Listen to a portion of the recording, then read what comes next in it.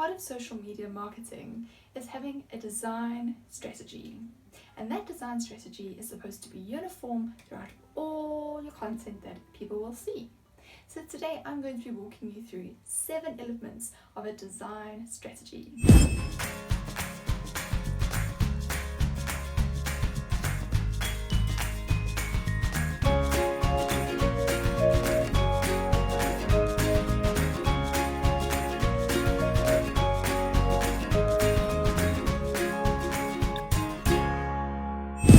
Welcome to the Grammar Goblin. We're a team of enthusiastic, talented and really motivated writers, editors and proofreaders, and we are here to make your work that extra little bit dazzling before you release it to the world.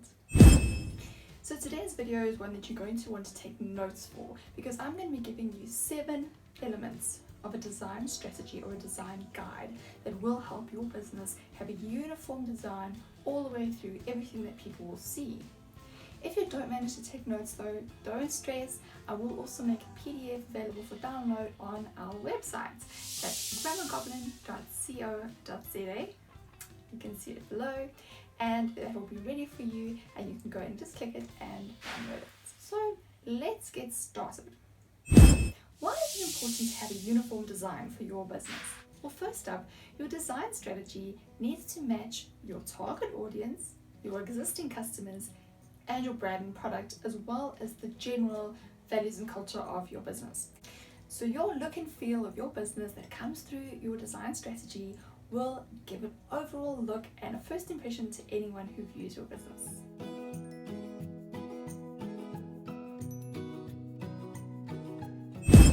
Before we jump into the 7 elements I'm going to give you, let's look at some do's to keep in mind as you work through the 7 elements. Number 1 is, do keep it uniform over all your platforms. Number 2, be sure to align with the business type and your products or services that are being offered.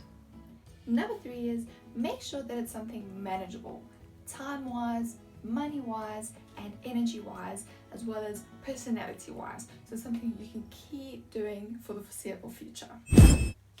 We're now going to jump into the 7 elements that I'm going to be sharing with you today for your design guide or your design strategy. Now, this is something that you're going to make known across the board for anybody that works with your business or for you. That means any freelancers, any designers, everybody needs to be on board with your design strategy so that it can be uniform across the entire business. Let's start with number 1. Number 1 seems like a pretty straightforward one, but you'll be surprised how many times it can get kind of blurry, and that is the social media names or handles that you use. Sometimes it's not possible to get the exact name of your business as a social media handle, so you need to make sure that you are making a uniform name across all your social media platforms that you're using. Number 2 is your brand's voice. Make sure it's consistent in tone all throughout your different platforms that you use. Number 3, grammar and terminology, and this includes the use of emojis and punctuation. So for example, if you're quite a serious business and you don't want your social media marketer using too many exclamation marks or a whole bunch of smiley faces after things, that does need to be in your design strategy and in your design guide. And this is what I was saying about everyone being on board. It also goes with the grammar, it goes with spelling. Make sure you've chosen what kind of spelling you'll be using. Are you going with more Americanized English, more British English? It does make a difference, and you don't want to be mixing and matching as you go along. Number 4 is format. You might want to, you don't have to, but you might want to consider having a uniform format for social media posts. So it could go something along the lines of heading, text, link, and then the website, and then hashtag. It could be something along those lines. So you might want to make it uniform across all platforms, and you might want to make it uniform for all posts that go ahead, if that's the kind of thing that suits your business. Number 5 is uniformity of graphics or anything visual. So it is quite a good idea to have a color palette that matches your business and matches your energy that you're wanting to put out.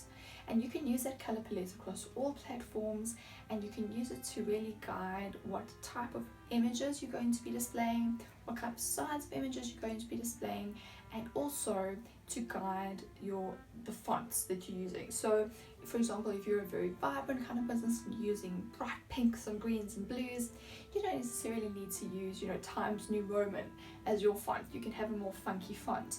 So all these things kind of merge together. So having visual and image guidelines really does help to keep the conformity and the uniformity of your posts.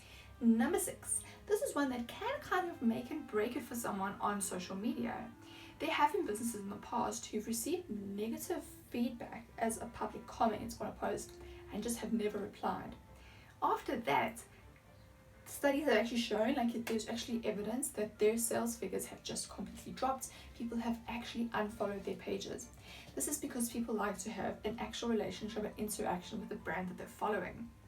So before anything happens, before any kind of interaction happens, have a strategy in place for how you're going to handle things. Things like negative comments from competitors, or even positive comments from competitors. How are you going to respond? What is your strategy to that? What is your strategy for responding to positive feedback that you receive on your social media accounts, and negative or questions? You may want to have a template, maybe a bit of a relaxed template that you can use to, thank you for your comment, we will get back to you shortly, or that kind of thing. But if you do say that, make sure that you do actually follow up on a public forum so that people can see that you are the kind of brand that does reply to them. Number 7 is all about your logo. Now this really is the representative of your company. It's the first thing people see and hopefully what sticks in their mind when they're thinking about your company or your business. So with the use of your logo, it's really important that you have very strict rules about sizes, colors, backgrounds, and how it's used. Be sure that everyone that is involved with your logo is on board and that you have a few really set and standard versions of your logo that can be used. Sometimes you'll be looking for a logo of a business online or whatever, and you literally Google it and put it in images and you will find 10 or 11 different versions of that logo. I mean, there's just no way of knowing which one is correct. You don't want that for your business. Have 2 or 3, maybe 4 different versions of your logo and different ways that it can be used, and make sure that everyone sticks to those. So that's it for your 7 design elements that I've shared with you today. There are more, and perhaps we can make another video about those in the future, but I felt like these were the really important ones to get you going for your social media marketing or any kind of online marketing. And I hope that you find it useful as you're putting step in front of step, foot in front of foot, and navigating the waters of getting your business out there using your writing techniques, your beautiful strategies that you've got for marketing, and to make your business really pop and stand out among your competitors. I hope that you enjoyed today's video. If you did, please give us a thumbs up, and if you like our videos in general, please don't forget to subscribe and hit that little notification bell so that you can get our videos every week. I'll see you next week. Cheers.